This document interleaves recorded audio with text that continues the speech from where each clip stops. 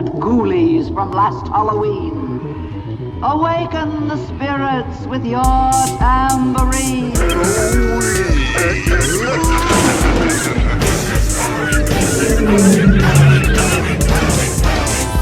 Hollywood. Welcome, foolish mortal. Reflections.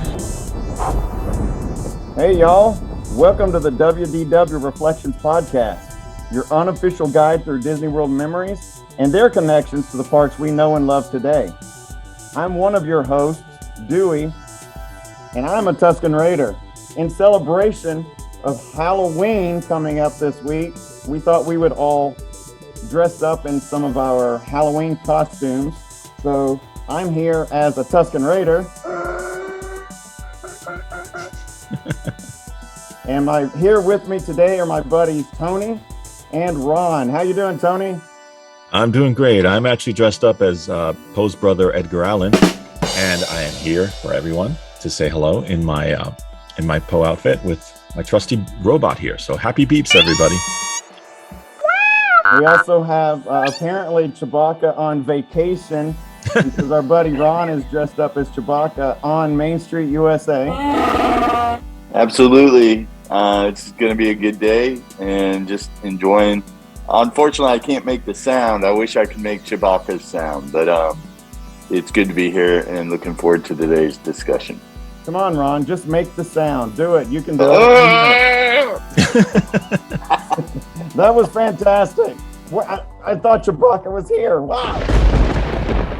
So this week, in honor of Halloween coming up in just a few days, we thought we'd change things up just a little bit. And instead of focusing on an attraction like we normally do, we thought it would be fun to reflect on the history and the future of everybody's favorite after-hours party, the Mickey's Not So Scary Halloween Party. So now, Ron, before we get started and before you start coming in with opinions and saying how much you don't like it or something, can we at least right now confirm that you have actually attended and experienced one of these events? Have you been to Mickey's Not So Scary Halloween Party, or are you going to come in and just lay the hammer down on something you've never done before? Like you have. The good news, Dewey, is that yes, I've experienced this more than once even. Oh, and fantastic. Fantastic. So my opinions matter today, and from your lack of thinking that I have a valid reason to not enjoy something. Well, I'm excited that you actually have some experience with this topic. That way you can give an opinion on something you have actually experienced. So, all right, guys. So let's go ahead and head on in. Now, Tony, you've been to the Mickey's Not So Scary Party? I was at one very long time ago, but I've been there, yes. Okay, awesome. I wouldn't want you pulling a Ron and giving your opinion on something you hadn't done. Oh my God. All right, so all three of us have been, so that's awesome. All right, so first off, I just want to start out by giving a shout out to the places that I went on the old inner tubes to find information this week. I did, always do a little bit of research for these, and I just wanted to throw some shout outs to bestoforlando.com, Expedition Theme Park YouTube channel, and the Disney Food Blog. So those three places is where I got my information today for this episode. So those are some of my go-tos when I'm needing to get some information. So that was very helpful. So shout out to those three places. Really good stuff. So let's talk about the Mickey's Not So Scary Halloween Party. So it's hard to believe that there was ever a time when Mickey's Not So Scary Halloween Party didn't exist, but that is actually the case. There was a time when Mickey's Not So Scary Halloween Party wasn't even a thing. The very first one came in the fall of 1995. So we're talking 25 years into Disney World's existence before they even had the very first Mickey's Not So Scary Halloween Party. But what happened before that? There is some history of the parks celebrating Halloween. So let's talk about that for a minute. So in the early 1970s, when Walt Disney World consisted of basically just the Magic Kingdom, the Polynesian Resort, the Contemporary Hotel, and Fort Wilderness, those places did do a little bit of decorating for fall or for Halloween, but you didn't see that on Main Street USA. Nowadays, when you're walking down Main Street, I know this year they've got those big, gigantic fall color wreaths, and the big in the center of it is a big Mickey head pumpkin and stuff. That wasn't the case in the 70s. You see, the Imagineers, they felt like they were celebrating a holiday on Main Street USA every day. You guys know what that might be? I would guess Independence Day. There we go, Ron. Absolutely. So in the 70s, when you walked down Main Street USA, there was red, white, and blue bunting and banners and flags and all kinds of stuff. So the Imagineers imagined, that's what they do, they imagined that every day on Main Street USA was the 4th of July. So that's why everything was adorned with those red, white, and blue. Especially when you went in 76, Ron, it was the bicentennial. So it was, over. It was over the top, yes. Dude. There was nowhere you went in the park but that was true of America in 1976. Absolutely. Yeah. We celebrated our bicentennial big time. I mean, if you remember, even the quarters all had I love those bicentennial. quarters. Yeah, I do too. And I really enjoyed that era anyway. So I really enjoyed that part of it. On Main Street USA, it was always 4th of July. Patriotic red, white, and blue banners and bunting and everything was really trying to sell that 4th of July theme. So the Imagineers at the time didn't want to deter from that July 4th theme or confuse guests by celebrating two holidays at the same time. So you wouldn't have found any fall or Halloween decorations on Main Street USA. But that's not to say that Halloween wasn't celebrated at other places around the resort.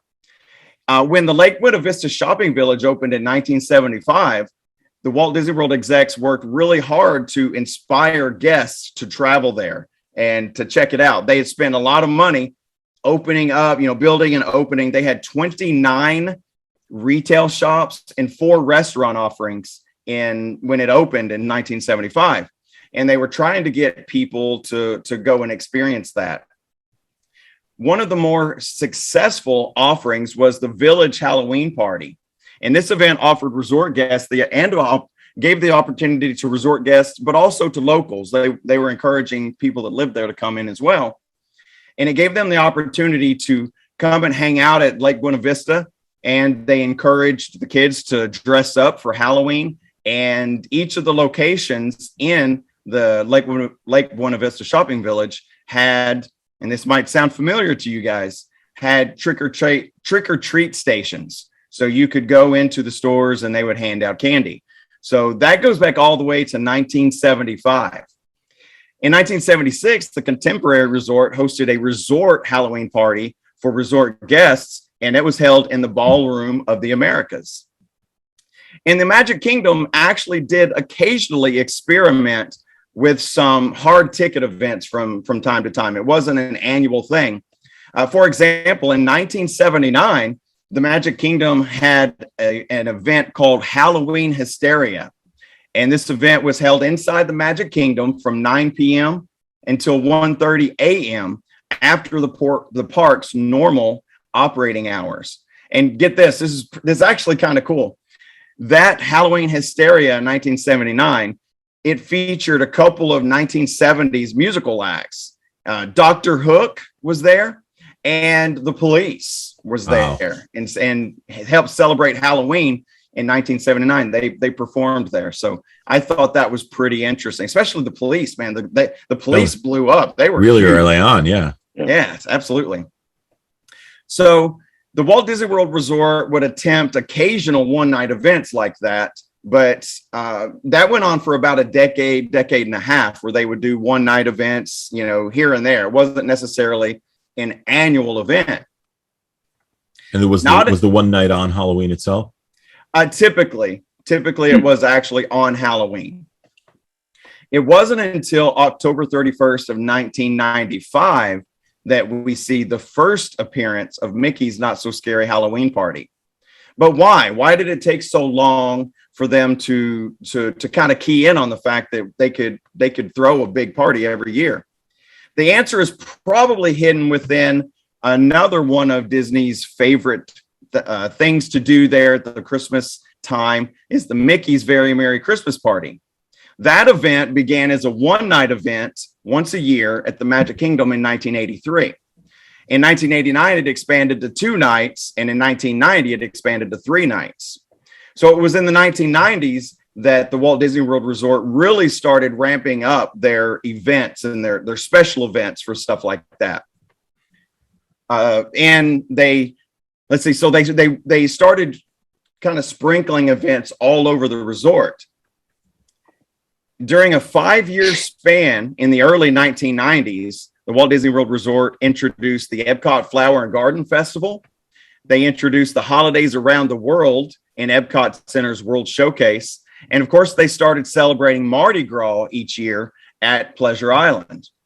So when Disney saw that the Mickey's Very Merry Christmas Party and other events like Mardi Gras and such could actually lure people in and make a little bit extra money for those hard ticket attractions or hard ticketed events, they knew there was potential to expand to other holidays. So they started small at first. The very first Mickey's Not So Scary Halloween Party, like I said, October 31st of 1995, was just a one-night event, and it happened right there on Halloween night. So can you guys guess how much this event cost? If you were there in 1995 on Halloween night, and you wanted to go to the very first Mickey's Not So Scary Halloween Party, what do you think that would have cost you? A one-person ticket. In 1995, I'm going to guess maybe $20. All right, $20. I was going to guess 30. Guess. Okay, so I got a 20 and I got a 30. So higher. Yeah. no whammies, big bucks. So a ticket to the very first 1995 edition of the Mickey's Not So Scary Halloween Party would have set you back the grand total of $16.95 per person. So that's a bit of a bargain if you know anything about what they cost nowadays. Yep. I think that $16.95 is almost what a Mickey bar costs now. It's right, exactly. And you're not getting a hard ticket to anything for $16.95. You're not even getting a ride on the monorail. Well, that's free. You know what? Just one ride on the Genie Plus individual attraction is $15 for tax. Rise of Resistance. So there you go. Oh, yeah, plus tax. So $16.95 sounds like a pretty good deal. So in 1997, the event grew to 2 nights. 1999, they added another night and went to 3 nights. And as demand for the Halloween event was increasing every year, so much that by 2001, it grew to 5 nights. In 2003, it grew to 10 nights. And in 2004, it had reached 14 nights. That's the year I went. You went in 2004? That's one of the years I went, yeah. Well, you were there on one of those 14 nights that they had available to you there, Ron. I was there in 2003. 2003. Okay, awesome. You know what, Tony? I think I know for a fact my first time was in 2003 because my son's first trip there, he was born in February and we were there in, probably September, October. I'm sure it was October of 2003. So that was our first one as well. So, because he was, 7 or 8 months old at that time. And we had him dressed in this gigantic Dumbo costume. Embarrassing photos of my now 18-year-old son dressed up as Dumbo when he's like 7 months old in the stroller at Mickey's Not So Scary Halloween Party. So in 2005, the event grew to a 15-night extravaganza. And that was also the year that they debuted the Hallow Wishes fireworks show, which is basically a Halloween version of the Nightly Wishes fireworks show that was featured in the Magic Kingdom at that time. So by 2013, Mickey's Not So Scary Halloween Party saw its availability significantly increase. They went to 23 nights in 2013. Because then Halloween is a month-long event. yeah, well, you ain't seen nothing yet. By 2019, the last year that it was held before the global pandemic, Mickey's Not So Scary Halloween Party had become a gigantic affair. Guests were ushered out of the park at 6 p.m. for the official start time of the party at 7 p.m. And some guests have actually reported that they were able to get in as early as 4 p.m. with their Mickey's Not So Scary Halloween Party wristbands. But officially you're supposed to come in at 6, and the guests that are not attending the party are supposed to leave at 6. So in 2019, the party had grown to an outrageous 36 nights. 36 nights. And I don't know if you guys are familiar with calendars, but none of the months have 36 days in them. So now we're spreading out through months other than October. So the 5 dates, there were 5 dates. Get this, y'all. This just makes me, I don't know, shocking, or maybe it's not shocking. I don't know. But 5 dates in 2019 for Mickey's Not So Scary Halloween Party started in August. August. So 2 full months ahead of October, right? Can you imagine being in one of those big, hot, furry costumes in August in Disney? Not only that, I mean, they're all decked out already, and you're trying to enjoy summer, and you're being reminded it's going to be fall any second. Yeah. Hey, we're not doing summer anymore because poof, here's some pumpkins. Now it's fall. There you go. And ignore that 96% humidity with a temperature of 94 degrees. Just ignore that. It's fall. So yes, 5 nights in August, 12 nights available in September, 18 nights in October. And just for fun, they did one on November 1st. So I guess you could go the day after Halloween and still go to a Mickey's Not So Scary Halloween party. So what are the benefits of attending a Mickey's Not So Scary Halloween party? There's a few. So attendance is limited. Disney actually only sells a certain amount of tickets. So the Magic Kingdom is less crowded than on a typical day or night. And I can tell you the early ones, like when I went in 03 and stuff, many of the rides were just almost a walk-on. Yeah. Like you could just go get on one. Even some of the more popular ones, you may have to wait 5 or 10 minutes for like a Splash Mountain or a Space Mountain or something like that. But the smaller crowds did help you be able to get on some of those attractions pretty quickly. I'll tell you, as the years went on, Disney realized that, hey, we could sell more tickets to this thing. And it got pretty crowded, even on a hard ticket night. It didn't seem a whole lot different than a regular Magic Kingdom attendance day. It towards the later times that I went, probably close to somewhere in the 2010s, 2012, 2013, something like that. I didn't see that benefit anymore because they were selling more and more tickets. But in the beginning, it was a pretty good benefit. You could go and walk on just about anything. I remember when we were first planning our trip, because it was easy. And now you guys have me questioning if it was 2003 or 2004.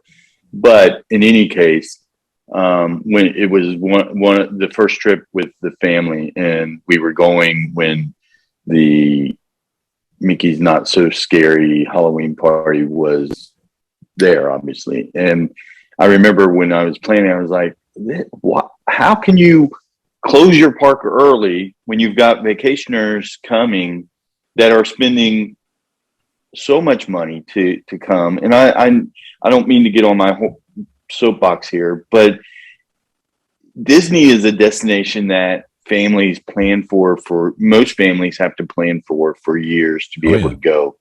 And then they close the park early and say, oh, on this day, if you want to stay in the park, you've got to buy another ticket.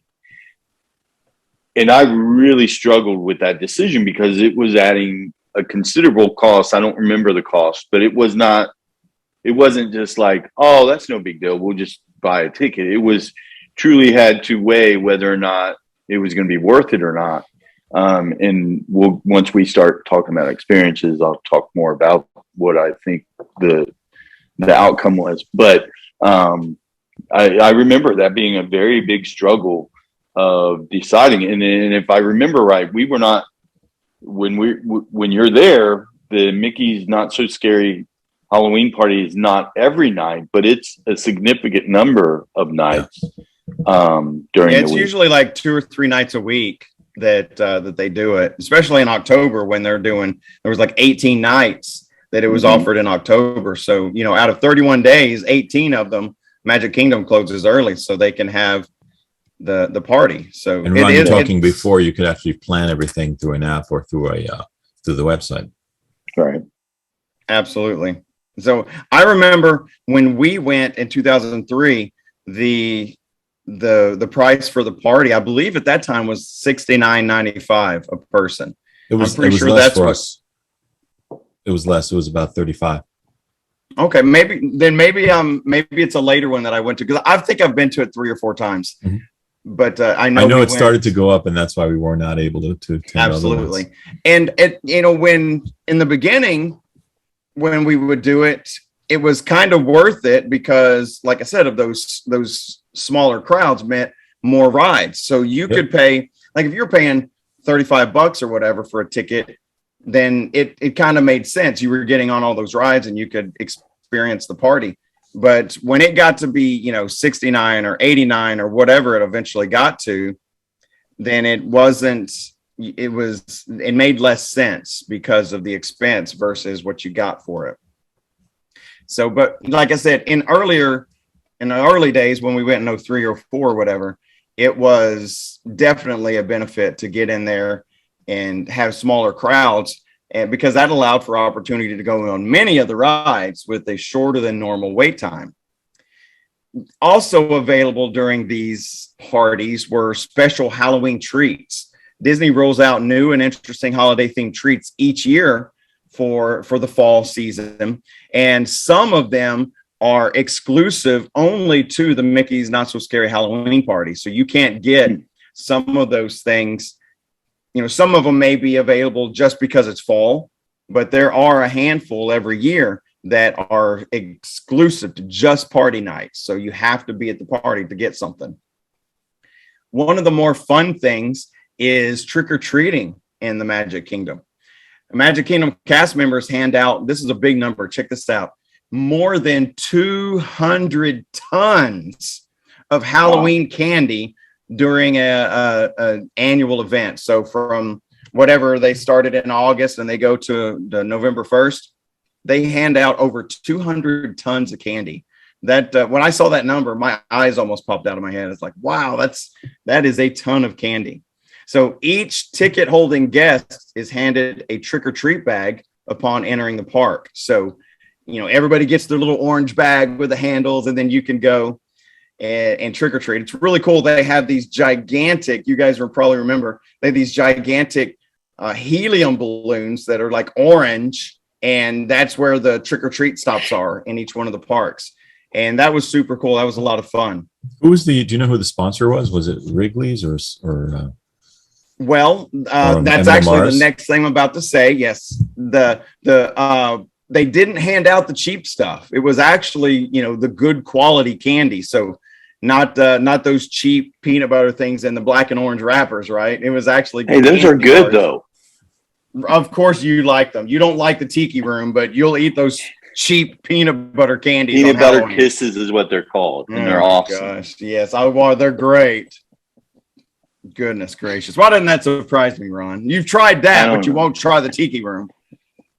So, yeah, there wasn't the cheap candy like Ron's favorite peanut butter twisties. I didn't say it was my favorite. I said they're good. So you could get stuff like M&Ms and Skittles and Milky Way bars. So, actual high quality candy. So what is that? I guess that's the Mars company. Probably Mars. That was the sponsor. So the good stuff, right? The good stuff. And cast members are actually very generous when they hand out the candy. They're not just giving you like one bar, one bag of M&Ms. I'm talking they like dig in with a great big handful and just dump it into your bag. I remember one of the times we went, I had a backpack with me, and each time we would fill one of those bags that we were given, like the Disney bag, and when it got full, we would just dump it into my backpack and then, refill the trick-or-treat bag again. When we got back to I don't remember if it was a hotel or if we were staying at my father-in-law's at the time, but when we got back that night, man, that backpack was full of candy, like heavy. And there was still candy in the bags. I mean, they're definitely, the cast members are generous with their portions when they're handing out you your trick-or-treat candies. I remember when the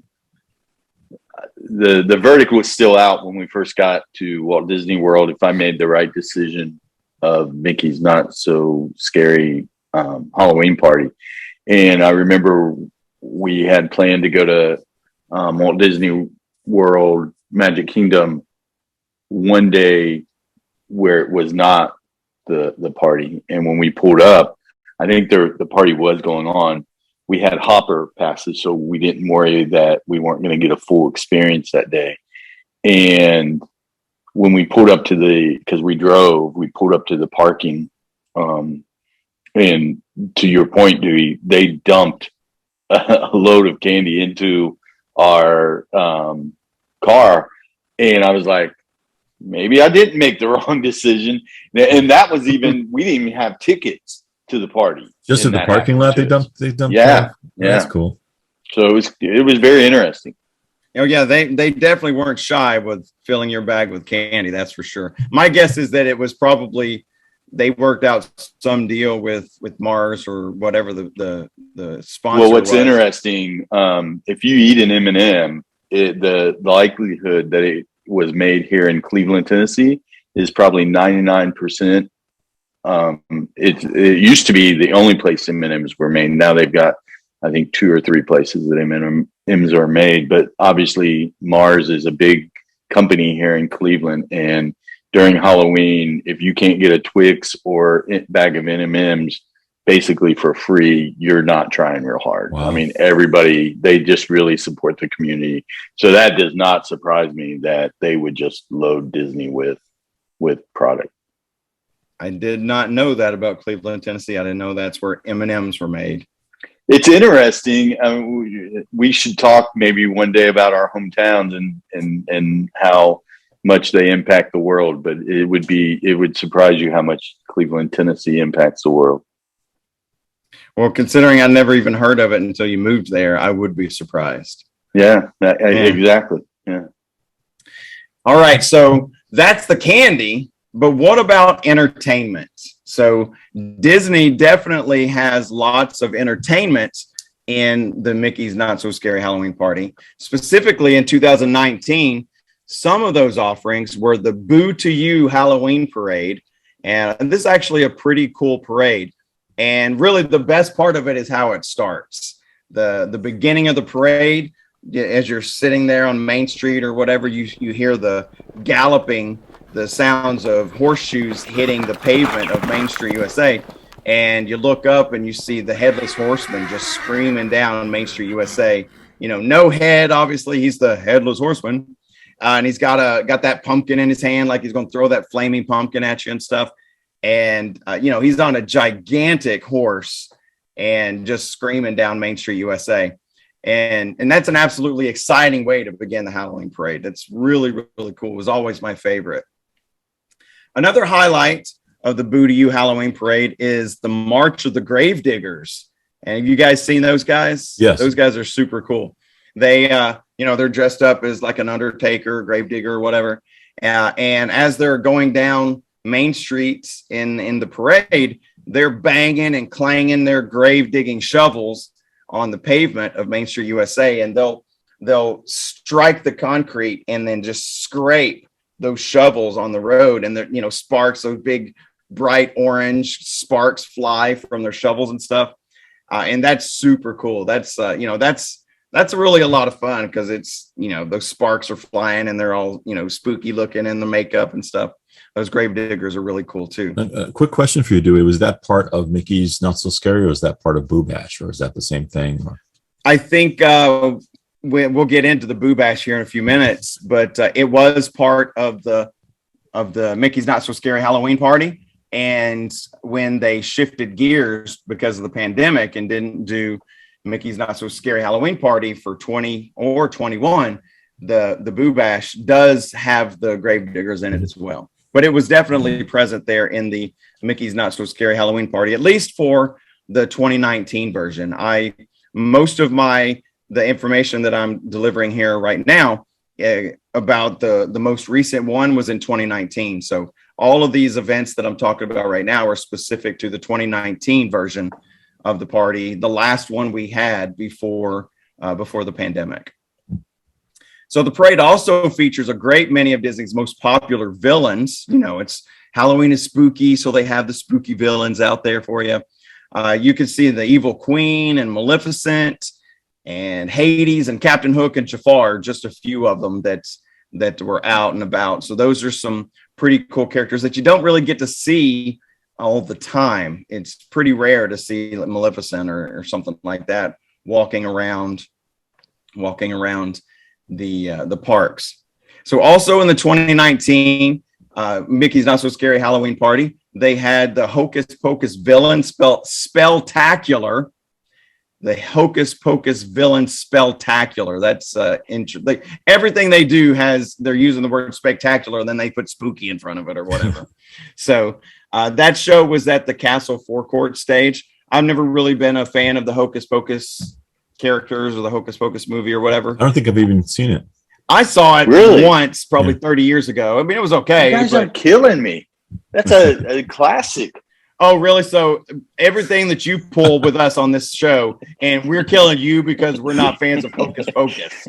Okay, Ron. I'm just saying I'm not necessarily an overwhelmingly fan of Hocus Pocus, but it's definitely something that is on our TV every Halloween.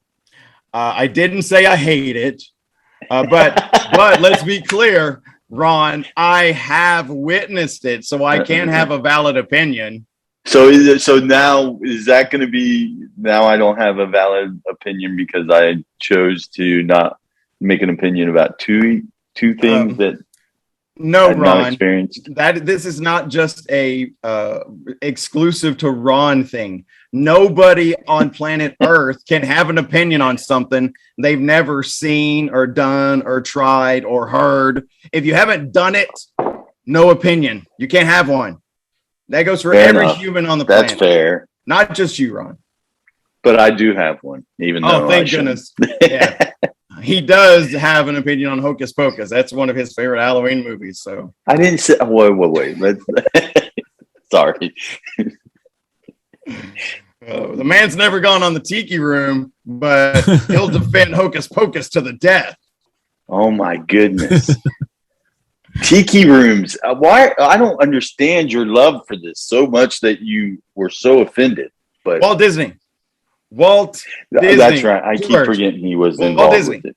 Walt Disney. That's fair. That makes sense. Everything I say makes sense, Ron. If it doesn't make sense, that is not true. But, I won't say. But I'll give you this one. Anyway, sorry to offend the likes of Ron with his all-time favorite Hocus Pocus Halloween movie.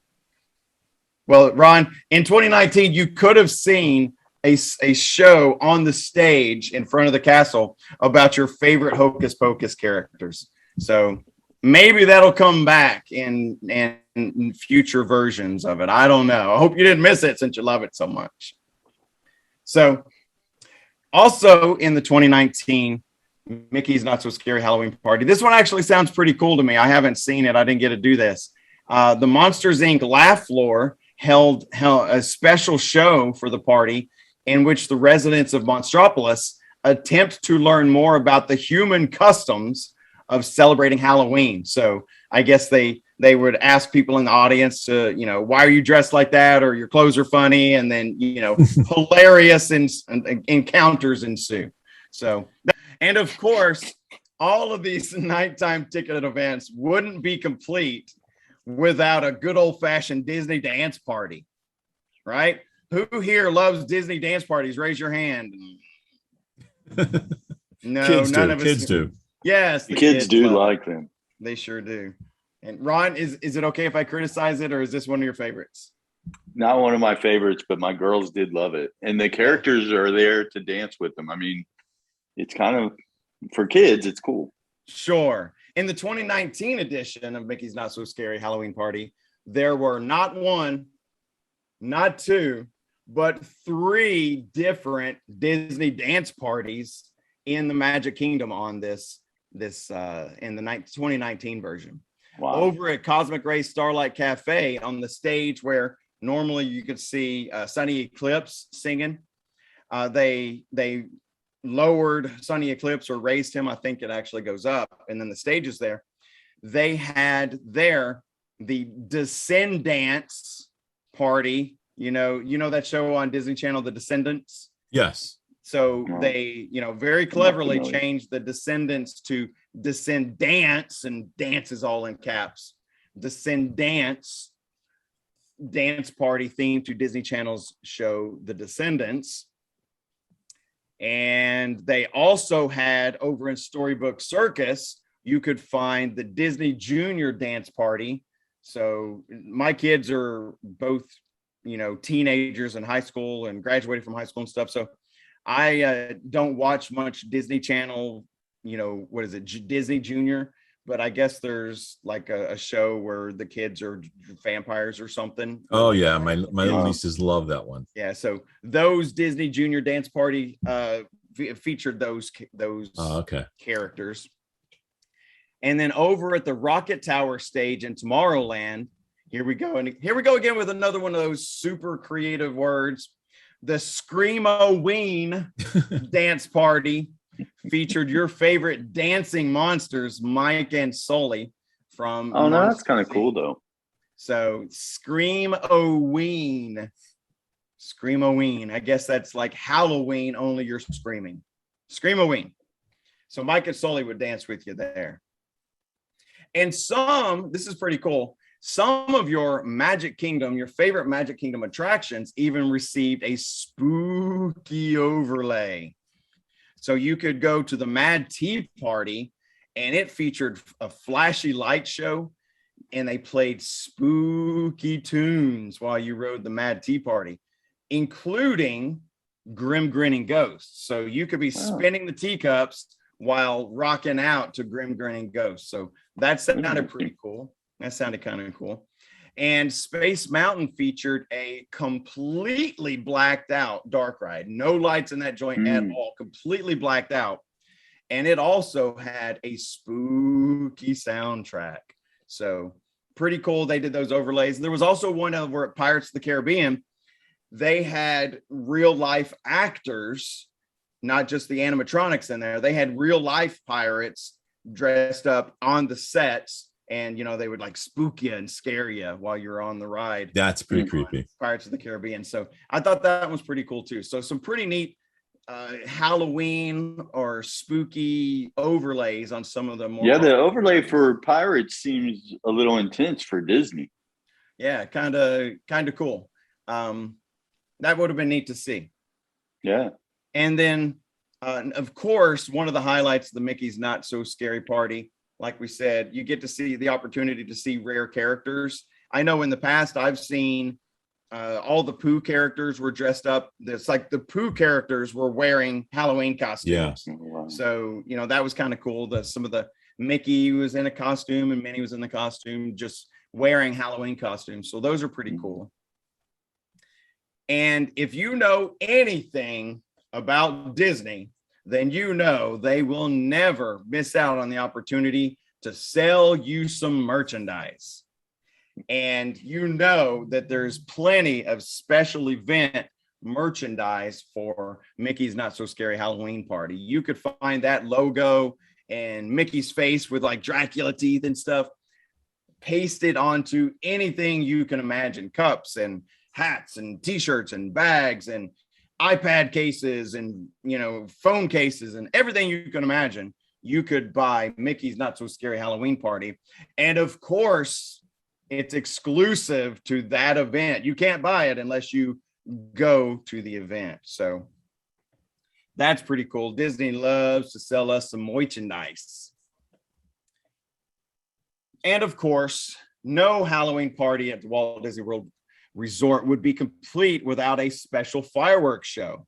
So in 2019, the party actually received a brand new show, the Not So Scary, here it comes, Spooktacular, hosted by Jack Skellington himself. So our buddy Jack from, what is it? The Nightmare Before Christmas. Nightmare Before Christmas, yeah. Yeah, Nightmare Before Christmas or something like that.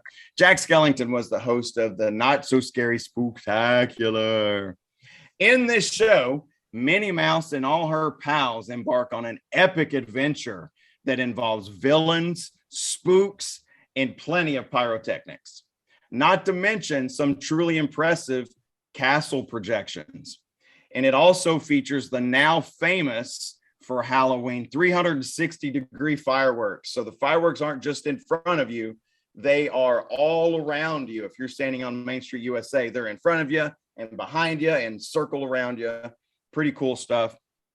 And Halloween projections also, not just on the castle, but you can see Halloween projections on all of the buildings of Main Street, USA. Oh, so those wow. projections were pretty significant on both sides of the street.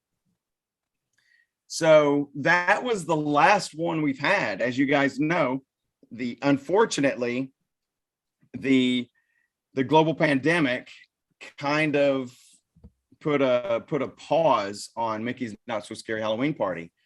And they did not have one for 2020 because the parks only opened again in July. They were closed from March to July.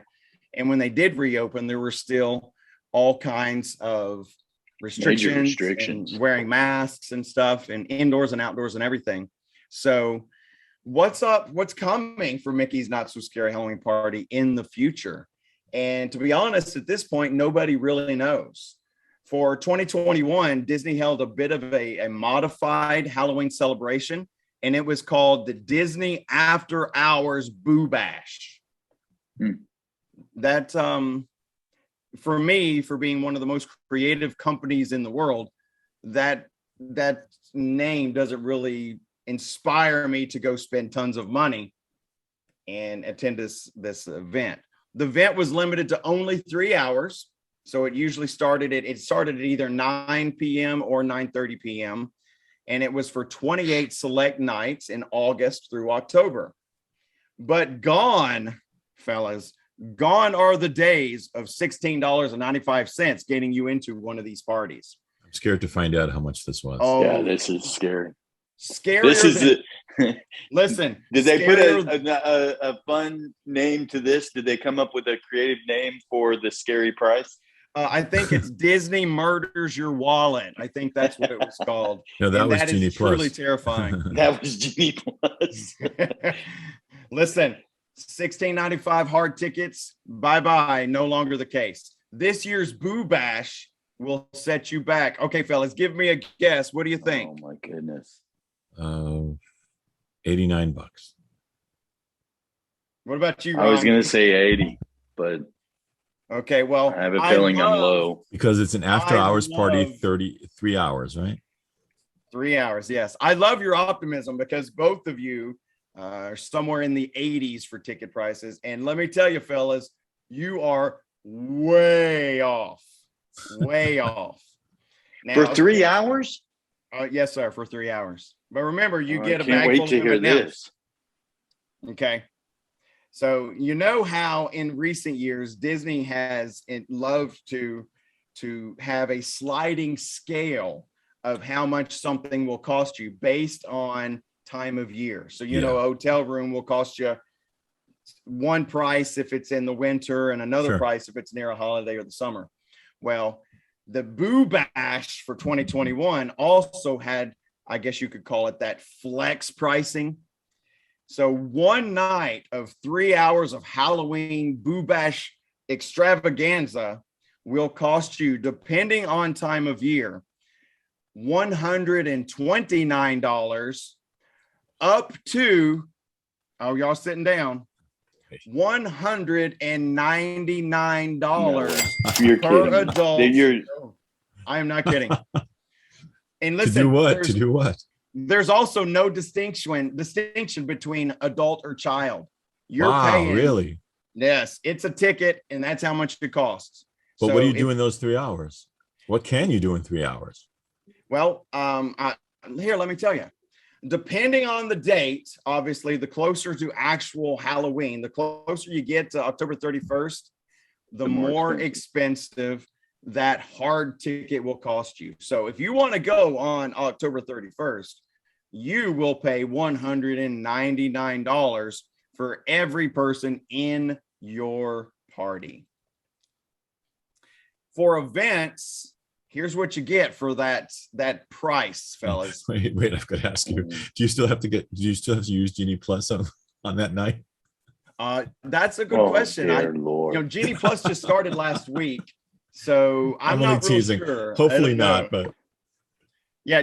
Can you imagine you still got to use the individual attraction selection to get on some? Oh my goodness. So for your $129 to $199 per person, adult or child, doesn't matter, you get a special Halloween cavalcade.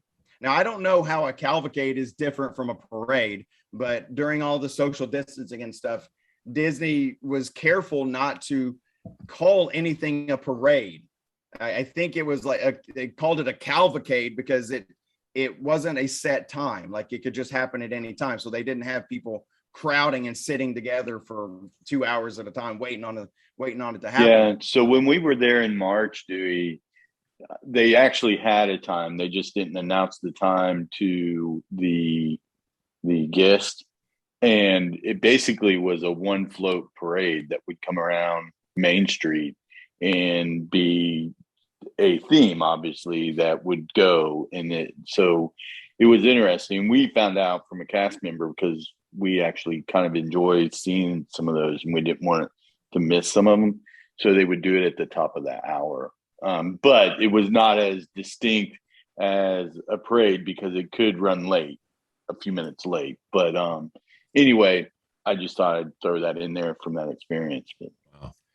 So I guess shorter than a parade and kind of unannounced. That's the difference. Unannounced because they didn't want people to gather waiting for it. So that was the difference between a cavalcade and a parade. So there were special Halloween cavalcades, and you could see some of those spooky characters that were also featured in the Mickey's Not So Scary Halloween Party.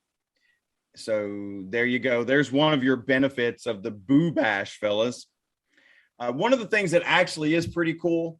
So you guys know about the Dapper Dans, right? Those are the barbershop quartet that sing on Main Street. Well, the Dapper Dans, unfortunately, have passed on to the other side. And at the Boo Bash, you will get to see the Cadaver Dans. Oh. So they are the Dapper Dans dressed up like zombie ghosts, singing guys, Cadaver Dans. So that's kind of a fun play off the Dapper Dans, that a cappella group. So they would, and this is pretty funny, they make their comeback from the dead appearance. So that's pretty funny. So the Cadaver Dans. So here we go. You get to see the Dapper Dans dressed as zombies for $199. You could also still trick or treat. That's still there, trick or treating. So you better bring a big bag if you're going to get $199 worth of Milky Way bars, fellas. Are they still as generous? I guess. I didn't see anything that said otherwise. So my guess is, yes, they're still generous with their portions.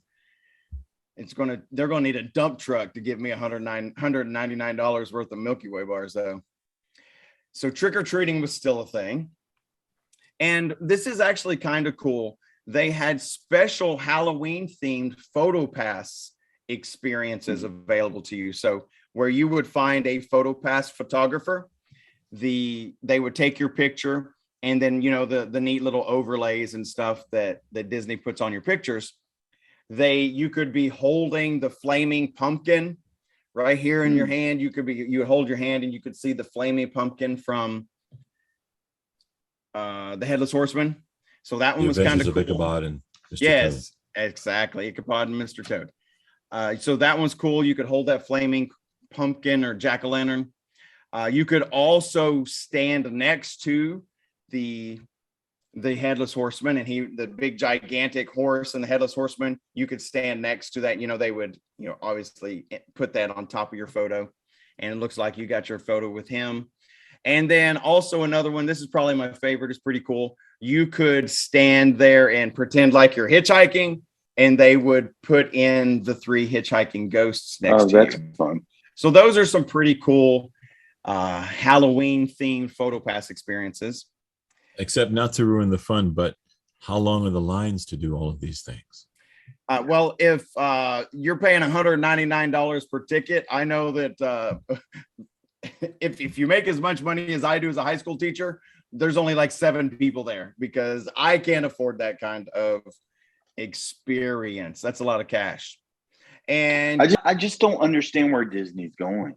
I mean, they're overpricing their experience. I don't see there's a point where you outprice yourself for your traditional family, and you're just going to get to a point where you're going to start seeing a decrease in attendance and people getting very frustrated with some place that they love.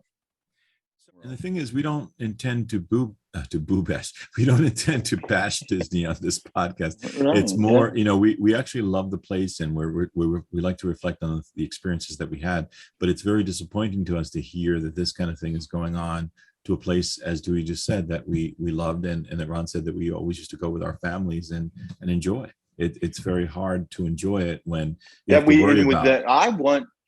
I really want to continue this tradition of going, but when I hear that $199 for a ticket for something that we went to that I don't remember the exact cost, but it was nowhere near nothing like that. Yeah, nothing like that. It wasn't going to be where it was just priced to that we couldn't even consider it, and $199 is priced to where I couldn't even consider going to that. Yeah, and so. Yeah, no, I'm not intending to bash. I don't, for me, they're pricing themselves outside of a vacation for me. Absolutely. And I mean, Tony, I'm glad you said that, because let's be very clear. We wouldn't be doing a podcast about Walt Disney World if we didn't love the place. I mean, absolutely. We are, there is somehow, some way, the Walt Disney World Resort is involved in my daily life. Every single day, whether I'm listening to another Disney podcast or I'm listening to Disney music on my computer at work, I have it in the background, or I'm reading a book or something. Disney in Disney World is literally every day I experience something related to Disney World. So don't anybody misjudge our intentions here. We love the place, and it's been my dream since I was 11 years old to work at Disney World, and that is still my dream. I plan on working there someday. But that doesn't mean that we're not going to be critical when we feel like there needs to be criticism. And listen, you guys were asking me, what else do you get from the Boo Bash? That's it, fellas. That's it. Just the cavalcade, the character, and the bag of candy. That's it. And that doesn't account for all the waiting. I know, and before the Boo Bash, I know my little niece, my sister, my niece took her daughter to the previous holiday party, and she said she spent most of the night just waiting in line to see Jack Skellington, because she wanted to see Jack and Sally. She said she spent about 2 or 3 hours that night just in line. So there's your whole night right there. Absolutely. Well, that's only for 3 hours. So That's literally the only thing they did if they were in line for 2 hours. So, you would think that maybe Disney would have recognized that they were offering less of a product because, and look, I'm not bashing them for doing that. I understand there were restrictions and such because of the pandemic. But if you're going to offer less, then you should probably charge less. And instead, they really just jumped up the prices and offered less. So that, I guess that's more bang for their buck. They have to pay for less, but they're still making all those extra dollars from those increased ticket prices. But that's it. That's all, that's all they were offering for this special, special hard ticketed event. As for next year, Disney really hasn't released any specifics on what will return in 2022. Will it be the after hours Boo Bash again, or will they transition back to Mickey's Not So Scary Halloween Party? Disney hasn't said, but most of what I read online when I was reading and stuff, most people are speculating, and people that have a little bit of inside knowledge where they're have connections with people inside the company, they feel that it's probably going to be the return of Mickey's Not So Scary Halloween Party, but Disney certainly hasn't made any announcements yet. Normally, Disney starts selling tickets for that year's event usually around February or March. So my guess is we'll find out in February 2022, somewhere around that time, what the actual event is going to be for Halloween 2022. So that's it for the future and the history of Mickey's Not So Scary Halloween Party. So fellas, would you like to share some particular memories or anything pertinent to your actual experiences? Any story you'd like to share? Would you like to reflect on your trip to a Mickey's Not So Scary Halloween Party? Well, you alluded to the fact that we may have been there the same year. I had forgotten this, but I looked at the year that I was there online. It was 2003. And one of the most impressive things that I remembered getting there to see was they had placed a huge globe of Madame Leota in the front of the park. Do you remember this, Dewey? As you came out off of the monorail, there was, in the front entrance there was a huge balloon type thing with Madame Leota's face in it. And I don't remember if it moved or anything, but I remember that was kind of creepy to see. Wow. You know what? I do not remember that. And even as you're saying it, I don't have a recollection of it. What worked out perfectly was we had tickets to that night's Halloween party, and it was only $35. So we were able at that time. So we were able to get to the park at, I think it was 4:30, and get to enjoy most of that evening and still make up for a park day that we wouldn't have had otherwise. It would have been a day in the park and then the Halloween thing for us. So we were able to get in on many of the rides. I think it was one of the first times that we were there that late that we got to experience the park at night. So I think that's part of the joy, and the fact that we could just, like you said, walk on those rides. I remember walking on Splash Mountain. We did it about 2 or 3 times. We went on a lot of rides that we normally love in the daytime. I think we even got on Peter Pan for one of the few times that we were able to while we were there. And one of the things that you didn't mention before, I think this was included in the price back then. I have it somewhere, and if I do have it, I'll share it, even though it's not a great one. We were given a commemorative photo of our experience there, where we were able to get the candy, went into this room, I think it was by Tomorrowland, and they took a photo for us and gave it to us. So that was fun, and it was fun to be at a Disney event other than being there in the middle of the day under the hot sun. And as I'm saying, 2003 was probably one of the first times that I did that.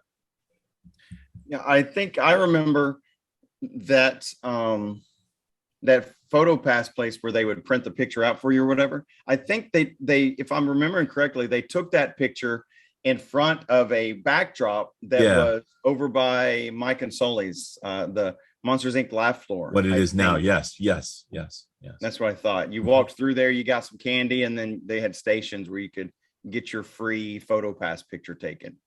So for me, I have alluded that we were really torn whether or not we were going to spend the extra money to do the Mickey's Not So Scary Halloween party. And so in the end, I finally decided, yeah, we're going to do that. And we used it to kind of like you, Tony, in that we chose to use that as a day at the park. We didn't use any other ticket that same day.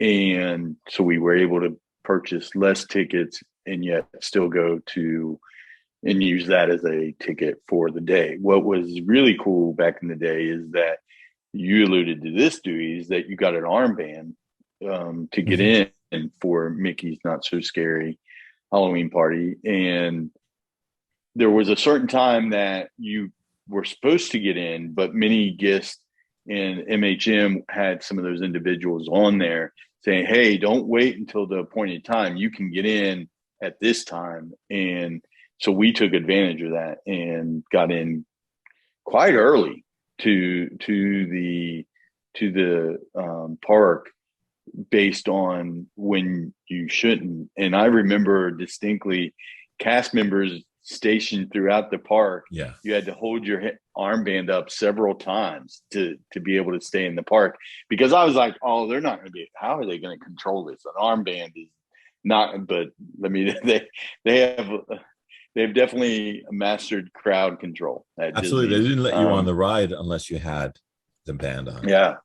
So, and you could even just be walking, and if you were walking the wrong direction of the exit, they would turn you around without an armband.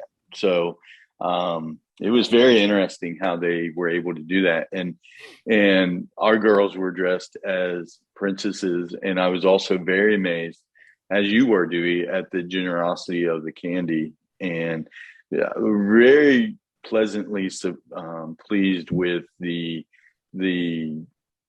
bang for the buck, if you will, for this Halloween party. Because I had been to other amusement parks where in the East, amusement parks can't stay open year round. The weather just doesn't permit that. And so they have come up with these one day or event tickets where you can go and they do other special events, and most of the rides are not open due to weather. So they kind of come up with shows and stuff, making it more. And I've never felt that the ones that I went to had really provided the bang for the buck. So the experience for us was very memorable. It worked out well, and I loved the Headless Horseman at the start of the parade. That was so cool, and very cool memories for us. Yeah, I will say that obviously I didn't go to the Boo Bash this year, but just based on reading what they offered, it certainly doesn't sound like it wasn't great for what you got for your investment. But I will say that I think whenever Mickey's Not So Scary Halloween Party does return, if that's indeed what they do, I would suggest that you go to it at least once, because it is really, really a special event. It's a lot of fun. In pre-pandemic, it was so much stuff to do and so much trick-or-treating and so many characters and, shorter lines for the rides. I would say it's something that you should definitely do at least one time. Definitely experience it. And, we keep talking about the price, but you actually do get theme park admission. It does include admission to the park that day, even though you're really, you can get in around somewhere between 4 and 6, I guess. You're not getting a full day, but if they stay open until, midnight or 1 a.m. or whatever, you're getting, 6 or so hours, 7 hours or so admission to. And with the lines, it really does feel like a full day. We felt like we got a great day within that. We also did a little, at the time it was downtown Disney, so we did a lot of downtown Disney that day and then made our way to the park after that. So I would definitely suggest doing it at least one time. You got to check it out and and do it if it returns next year, because we always enjoyed it and it's a lot of fun. The last time I went, I remember we paid $69.95 per person. Oh. And to me, that was kind of reaching the limit of what I thought was a fair price for an event. I felt like they had just about reached the threshold, at least of what I would pay.